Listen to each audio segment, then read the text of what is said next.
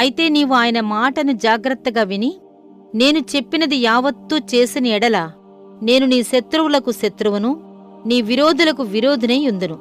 నిర్గమకాండం 23వ అధ్యాయం 22వ వచనం.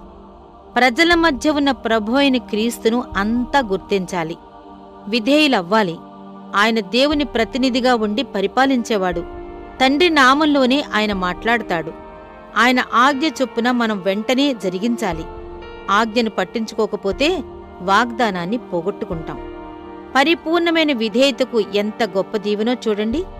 శత్రువును ఎలా ఎదుర్కోవాలి, ఎలా ఎదురుదెబ్బ కొట్టాలి అనే విషయం నేర్పటానికి ప్రభువు తన ప్రజల మధ్యకొస్తున్నాడు. మనలను దీవించేవారిని ఆయన దీవిస్తాడు, మనలను శపించేవారిని ఆయన శపిస్తాడు. దేవుడు తన ప్రజల మధ్య సంపూర్ణంగా ఉంటున్నాడు. వారి పరిస్థితిని చూసి చాలా జాలిపడుతున్నాడు. ఎంత భద్రత మనకు ఇవ్వబడింది! వారు దేవునికే శత్రువులయ్యారని తెలిసినప్పుడు మన విరోధులకు ఇక మనం భయపడనక్కర్లేదు. యెహోవా మన పోరాటాలు తన చేతిలోకి తీసుకుంటే మన శత్రు సైన్యాన్ని ఆయన చేతులకే విడిచిపెట్టవచ్చు.